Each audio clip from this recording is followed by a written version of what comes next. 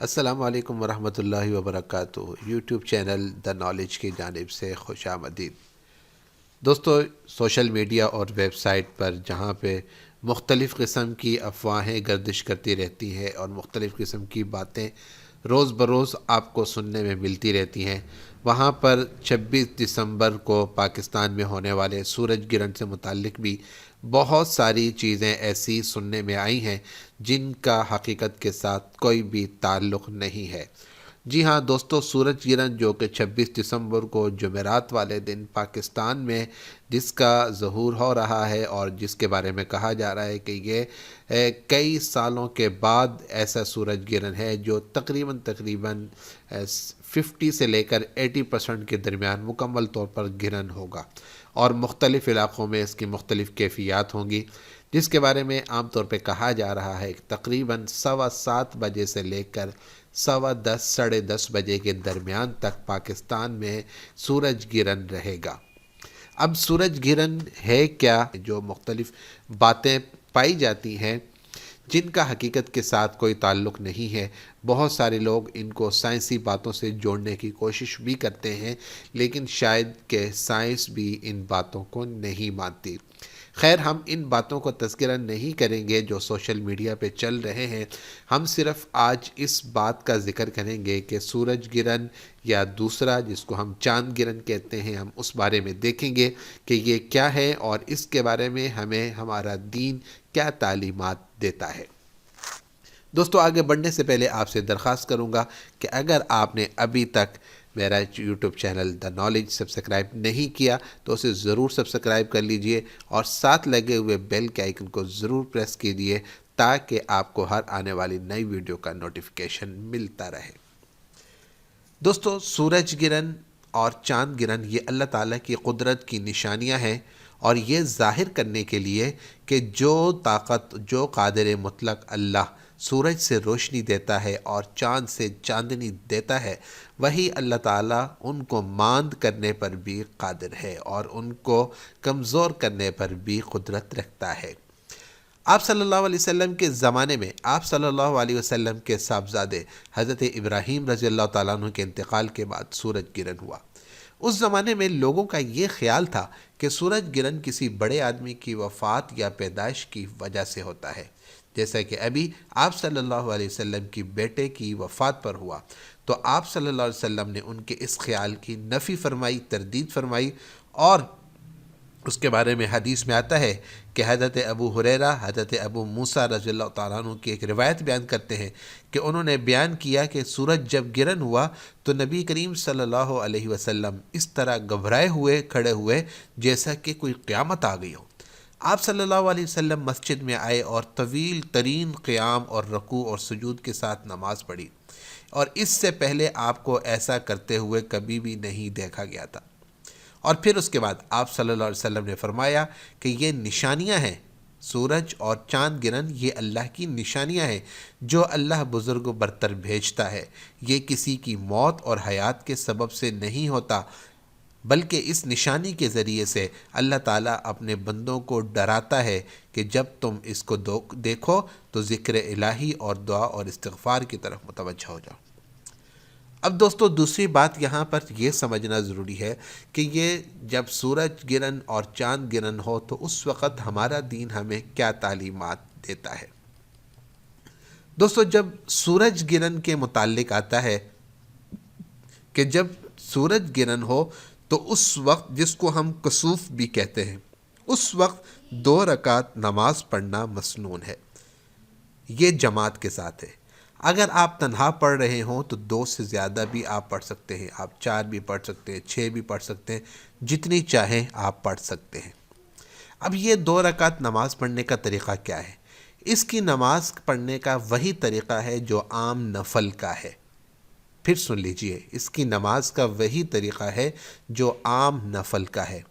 اگر حاضرین میں مسجد کا امام موجود ہو تو کسوف یعنی سورج گرہن کی نماز جماعت کے ساتھ ادا کر لینی چاہیے، لیکن اس نماز کے لیے نہ تو اذان کہی جاتی ہے اور نہ ہی اقامت پڑھی جاتی ہے۔ اور اگر لوگوں کو جماعت کے ساتھ آپ نے نماز پڑھانی ہو تو پھر اس کا اعلان کر دیا جائے۔ اب نماز کا جب اعلان ہو گیا اور آپ نے نماز پڑھی تو اس نفل والی نماز میں اور عام نفل والی نماز میں اتنا فرق ہوگا کہ اس نفل کے اندر یا اس نماز کے اندر سورہ بقرہ یا اس جیسی جو بڑی بڑی صورتیں ہیں ان کی عام طور پر تلاوت کی جاتی ہے، اور جو رکوع کیا جاتا ہے وہ بھی طویل رکوع کیا جاتا ہے، وہ لمبا رکوع کیا جاتا ہے۔ رکوع کے بعد جب آپ کھڑے ہوتے ہیں، جب آپ قیام کرتے ہیں سجدے میں جانے سے پہلے، تو اس کی مقدار بھی عام قیام کی بنسبت لمبی ہوتی ہے۔ اسی طریقے سے آپ سجدہ ادا کرتے ہیں، لمبا سجدہ ہوتا ہے۔ پھر آپ دوسری رکعت میں جب آ جاتے ہیں تو وہی ترتیب ہوتی ہے جو آپ نے پہلی رکعت میں کی، یعنی لمبی قرات، لمبا رکوع، لمبا سجود، لیکن ان کی مقدار پہلی رکعت کی بنسبت تھوڑی سی چھوٹی ہو جاتی ہے۔ جب یہ ختم ہو جاتا ہے، اس نماز کے اندر جو قرات کی جاتی ہے وہ آہستہ آواز سے کی جاتی ہے۔ جب نماز ختم ہو گئی اس کے بعد دعا میں مصروف ہو جائیں، اور دعا میں اس وقت تک مصروف رہیں جب تک سورج گرہن ختم نہیں ہو جاتا۔ لیکن اگر سورج گرہن اس وقت میں داخل ہو جائے جس وقت میں نماز پڑھنا مکروہ ہے، تو اس وقت آپ نماز کو ختم کر دیں گے اور آپ سورج گرہن کی نماز اس وقت ادا نہیں کریں گے۔ ایک اور بات کا تذکرہ یہاں پہ کرتا چلوں کہ بہت سارے لوگوں سے آپ یہ بھی سنیں گے کہ اس نماز کے اندر عام طور پر ایک رکعت میں 2 رکوع کیے جاتے ہیں، یا 2 کی جگہ 3 رکوع کیے جاتے ہیں۔ بعض لوگ 5 رکوع تک بھی کہتے ہیں کہ ایک رکعت میں 5 رکوع کیے جاتے ہیں، 2 قیام کیے جاتے ہیں، یعنی 2 مرتبہ کھڑا ہوا جاتا ہے۔ دوسری رکعت میں بھی ایسا ہی ہے۔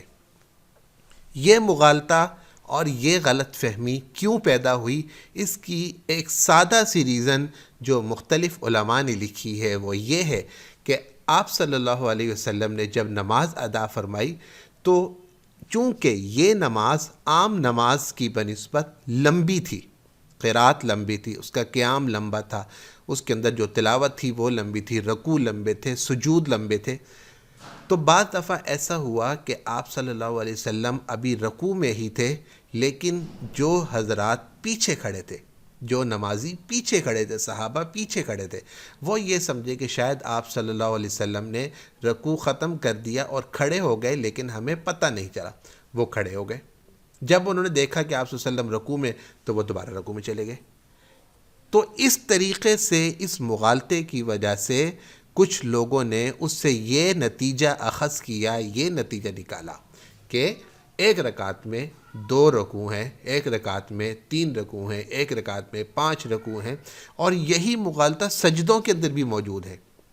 تو بعض لوگوں نے یہ کہا کہ جب آپ صلی اللہ علیہ وسلم نے رکوع فرمایا اور رکوع فرمانے کے بعد آپ کھڑے ہو گئے، تو گویا یہ آپ کا دوسری مرتبہ کھڑا ہونا ہوا، یہ دوسری مرتبہ آپ کا قیام ہوا۔ تو ایک رکعت میں آپ کے 2 قیام ہوئے، اور ایک رکعت میں آپ کے 2 رکوع ہوئے، 3 رکوع ہوئے، 5 رکوع ہوئے۔ حالانکہ ایسا نہیں ہے۔ تقریباً علماء نے اور محدثین نے جس بات کے اوپر اتفاق کیا ہے وہ یہ ہے کہ یہ عام نفلوں کی طرح ایک نفل ہے اور ویسے ہی ادا کیے جاتے ہیں، صرف اتنے فرق کے ساتھ کہ اس میں قرات اور اس میں رکوع کے اندر جو تسبیحات کی جاتی ہیں، سجدے میں جو تسبیحات کی جاتی ہیں، ان کی مقدار تھوڑی زیادہ بڑھا دی جاتی ہے اور ان کو لمبا کر دیا جاتا ہے۔ تو دوستو، امید کرتا ہوں کہ آپ کو اس سے ضرور فائدہ ہوگا، اور آپ کو اس بات کا بھی ضرور علم ہو چکا ہوگا کہ سائنس یا عام لوگوں کے ذہنوں میں اور خیالات میں سورج گرہن سے متعلق جو بھی غلط خیالات پیدا ہو چکے ہیں کہ اس دوران میں زلزلے آ جاتے ہیں، بارشیں آ جاتی ہیں، یہ ہو جاتا ہے، وہ ہو جاتا ہے، تو دوستو اس کا کہیں پر بھی ہمیں ہماری اسلام کی تعلیمات میں اس کا ذکر نہیں ملتا۔